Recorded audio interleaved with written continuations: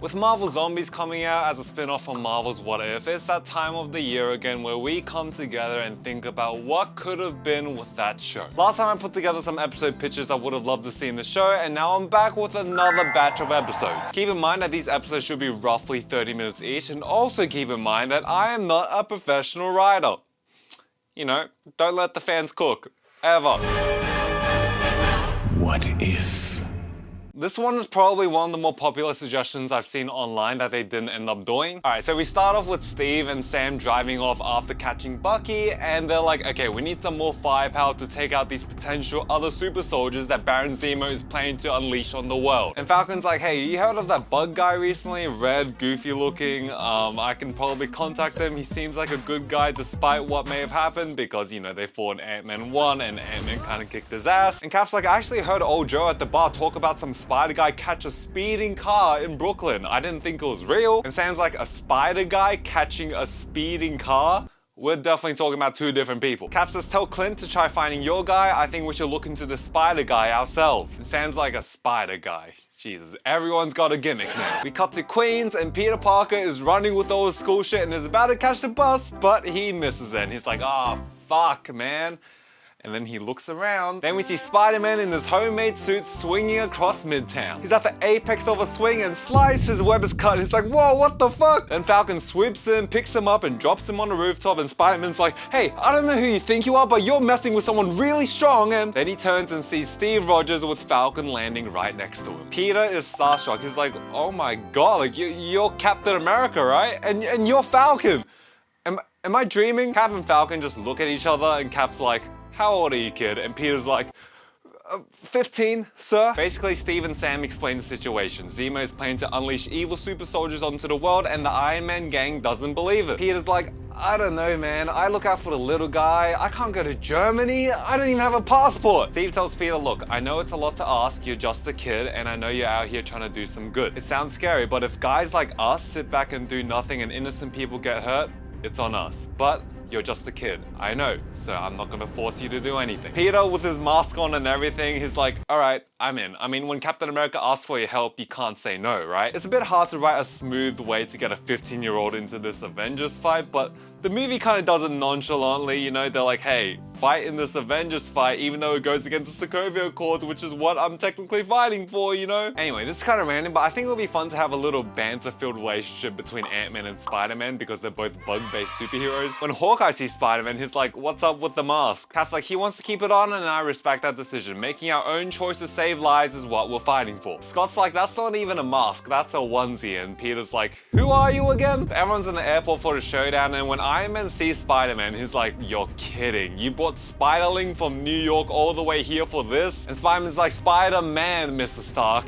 And oh my god, Tony Stark knows who I am. So the airport fight begins, but in this version, Spidey is a constant assist to Team Cap. He helps everyone win their own fights, webbing them up, giving assists until BAM! Spider-Man looks up and it's Iron Man. Tony says, listen kid, there's a lot going on here that you don't understand. And Peter's like, I think I understand enough, and he webs Iron Man's face, and by the time Iron Man can rip off the web, he looks up and Spider-Man is yanking downwards and kicks Iron Man to the ground. Tony gets up and he looks at the webbing on the ground and he's like, what's the tensile strength on that? Who's manufacturing this for you? Spidey webs Iron Man's arm and he says, that would be me. But Iron Man uses his little jet repulsors on his arm to yank Peter towards him and repulsor blasts him with his other hand. Spidey stays on the ground and Iron Man takes liftoff and he says, if you're ever considering a Stark internship, hit up my team. There's some more fighting and it comes to the bit where Cap and Bucky are in the Quinjet flying away, but in here, Spidey's on the wing and is keeping everyone at bay. Then it happens. Vision shoots his laser, Falcon dodges it, and it hits War Machine and War Machine starts falling. Spidey sees this, he leaps down and he yanks himself towards Rhodey and he starts making little web parachutes to slow their fall. Obviously, it's not gonna help that much because the War Machine armor is a big, heavy piece of shit, but it does slow them down a little, and Spider-Man starts wrapping War Machine in a web ball. And as they're slowly falling, War Machine is pretty well protected by the web, but Spider-Man, he is still very well exposed, so he just braces himself to basically die. But not before Iron Man manages to catch them both and land them safely on the ground. War Machine cracks some MCU type joke like, oh, am I dead or whatever? Tony's like, if Spider-Man Man here didn't slow down the fall, then yeah, you probably would have been. Tony turns around and sees Falcon and the other Avengers come towards them, and he raises his repulsor. But Peter freaks out and he's like, you guys are the Avengers and you almost killed one of your own. Mr. Stark, I don't know what you've heard, but Captain America is trying his best to save people. I don't know what they taught in school in the olden days, but Steve Rogers, if he believes he's doing something right, then we should try believing him. All the Avengers are now there surrounding them and just looking at one another. And of course, Ant-Man has to say something like, did you really have to say olden days? Then they have one of those what if slideshow montage things with the Watcher dialogue voiceover. And in this timeline, both Team Cap and Team Iron Man show up to the compound. And yes, there's beef after it's revealed that Bucky killed Tony's parents, but the entire Avengers being there prevents an actual fight from breaking out. Then we see a united Avengers take down Thanos in Wakanda that would have been the battle in Infinity War. It would definitely be cool to see how the lack of Iron Man influence would impact the stories of the Spider-Man Home trilogy, but I'm just one guy and I ain't got the time. What if? So if you didn't already know, Steve Rogers and Namor have had a very long-standing off-and-on alliance in the comics. They fought together in World War II, and in modern day they are friends, but sometimes Namor's an asshole slash villain, etc, etc. So since Namor was introduced in Wakanda Forever, which is a long time after the first Avenger, I think it would have been cool to see a what-if episode where they actually teamed up in World War II. I think a lot of people are kind of burnt out on Captain America stuff in Marvel's What If, considering the amount of Peggy Carter episodes we got, so don't worry, I know this might not interest everyone. So we'll start the episode during the Howling Commandos montage where they learned that Hydra infiltrated and raided the US science laboratory on an ocean shore, and they stole a bunch of weapons and killed everyone. So the Howling Commandos are sent in to investigate and clear the area of Hydra. And just as the Howling Commandos are about to attack, boom! One of the Hydra ships bursts open with seawater from its center. The Howling Commandos are like, what the fuck just happened? And they can hear faint gunfire and German screams. Cap's like, alright, we gotta head down and check what this is about. And they head down and there are just bodies and flames everywhere. While the Commandos are investigating, we see the back of a black-haired head with pointy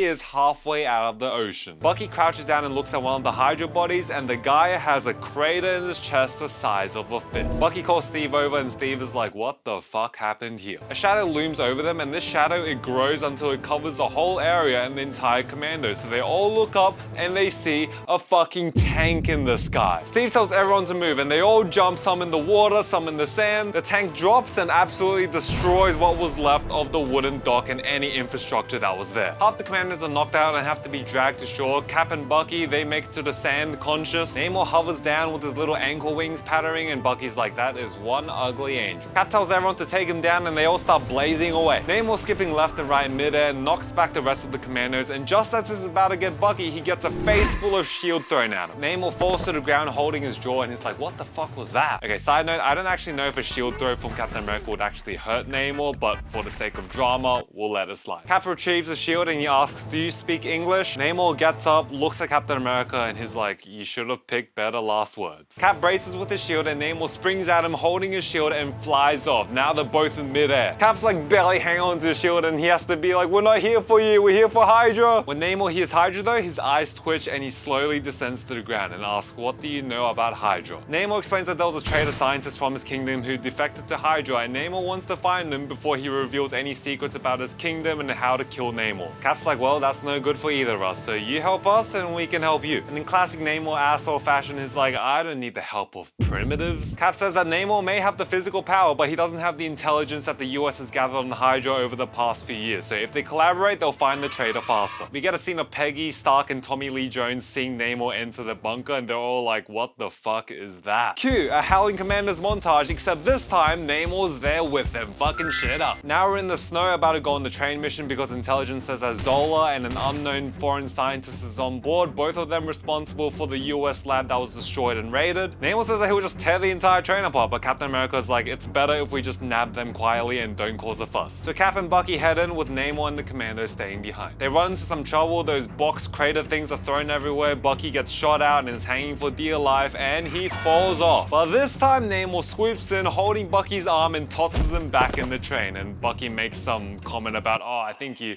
dislocated my shoulder doing that because, you know, they have to have a joke about him becoming the Winter Soldier or something, right? Zola's like, oh shit, but the traitor scientist, he pulls out a remote and he says, we prepared for this, and he presses a button. One of the boxes that fell on the ground, it opens up and a plain gray android stands up. The scientist tells the android to kill them, and the android just looks at its hands, and the scientist is like, kill them! And you know what happens? The android's entire body gets slowly engulfed in flames. This motherfucker is the original Human Torch. Human Torch shoots fire at the three and Cap blocks it for him and Bucky, but Namor, he is completely fucked and he falls out of the train. Cap's like, Namor! And Zola and the other scientists escape to another carriage. Human Torch just keeps shooting flames and the walls are beginning to melt. Cap realizes that if he doesn't do anything soon, they're all done for, so he props up his shield, rushes Torch and bangs him up a few times, but Torch just kicks him back. Human Torch raises his hands and Bucky's like, hey, I don't know if a tin man like you has ears, but this isn't what you were made for. You were created by American scientist Phil Horton to save lives and protect the innocent. Human Torch processes this and slowly dims his flame and lowers his arms, but boom, the entire train is knocked off course and they tumble down the snowy hill. We'll just say that the train was at the shallow point of a hill because, you know, they'd all be dead. Namor rips the wall open and he's got bits and pieces of snow all over him and he's fully recovered from his burns. He grabs Human Torch and drags him across the snow and tightens his grip around Torch's neck. But Cap is like, wait, and Cap and Bucky both scramble out of the carriage into the snow. They're like, he still has some potential, you know, he didn't kill us, so there's a chance that they didn't manage to convert him from his original programming yet. Namor looks down and he says, my people can't risk it. Human Torch finally says something. He asks, my father, Phil Horton,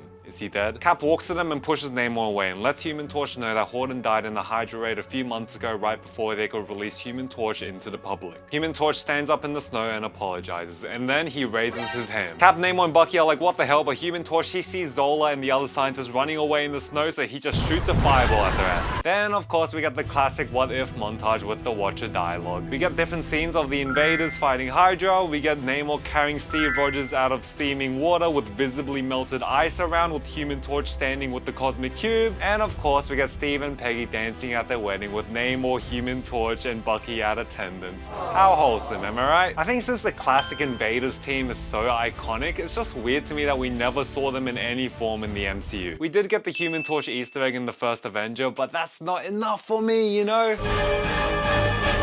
What if? Alright, let's get this out of the way. Marvel would not let this episode slide. Sure, they allow zombie heads to be sliced and a head crushed every once in a while, but to let a hero don another hero's costume to go on a killing spree?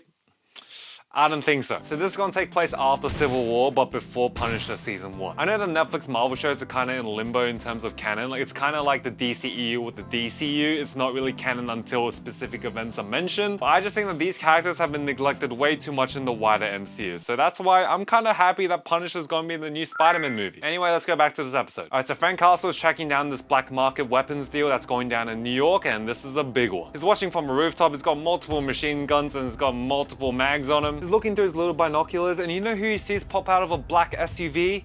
Justin Hammer. So now we go to the weapons deal and Justin Hammer's guys roll out a big crate and Justin Hammer's like, do I have something good for you today? A once in a lifetime purchase. And this crate is teched out and huge and all the gangsters back up and are like, what the fuck is that? Hammer's like, don't be afraid, and they open the crate and boom, it's War Machine's armor from Civil War. Hammer tells them to not worry about the scratch on the arc reactor because they fixed it up and it's good as new. The gangsters are like, why would you give us this at such a low price? It doesn't make sense. Hammer just says to not worry and just make sure to end up on the news with the thing. One of the gangsters are like, well, I mean, might as well give it a bang! Headshot! Justin Hammer's rushed to the car by security, and as all the gangsters are pulling out the cars, they all get ripped apart by bullets. Frank Castle walks through the puddles of blood and fog and chucks his empty guns on the ground. He walks up to the now open War Machine armor and he's like, what the hell are Stark's toys doing around here? One of the gangsters on the ground, he raises his hand holding a gun. He aims at Frank and bang! But he misses Frank and the bullet just bounces off the War Machine suit. Frank instinctively steps into the suit and launches a missile at the man, exploding him to bits.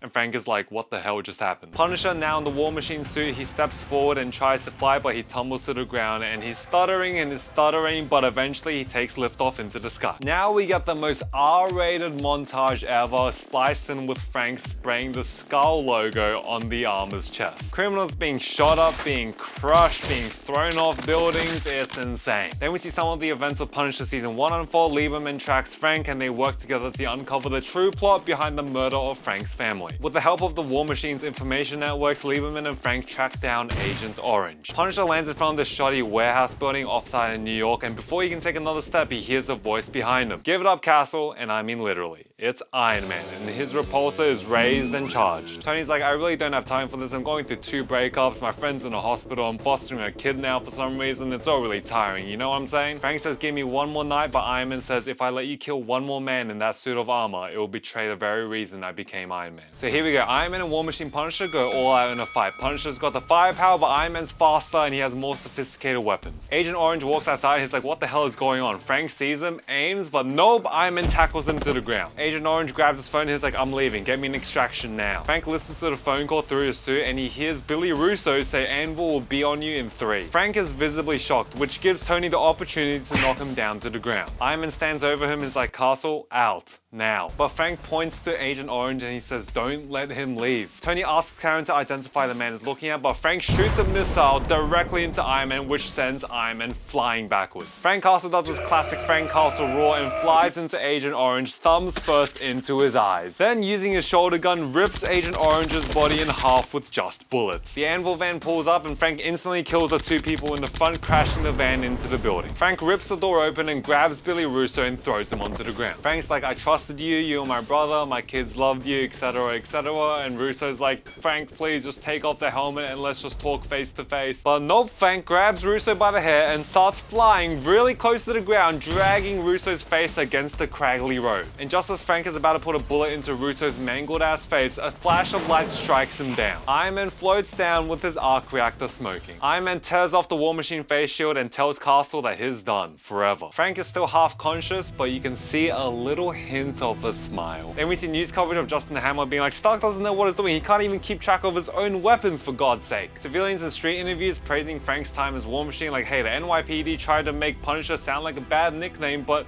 in my opinion, if Frank Castle was going after you, you deserve to be punished. An old lady's like, I haven't heard my street this quiet since the 90s. No more sirens, no more gunshots, no more yelling. When has the Avengers ever made changes like this? Now we have the Watcher dialogue and we see Frank Castle's prison cell open with 2 men in suits. They hand him a file and Frank Castle opens to read it. Cut to Frank Castle in a modified Iron Patriot suit on a battlefield shooting bullets because the war never ends. There you go, 3 episode ideas. I was planning to do 4 like last time, but I'm guessing this video is long enough as it is. And yes, I know these aren't the most well-written stories ever. These are basically fanfiction. I'm not an actual smart YouTuber who can actually pre-write alternate things that happen in movies and TV shows. So yeah, let me know of any Marvel what if premises you wish they ended up doing on the show. And if you haven't already, I did do a part 1 to this. Check it out there if you haven't. And I'll see you next week. See ya. 10-1-5 in the open night. I can't help that I feel so lonely. How many times do I have to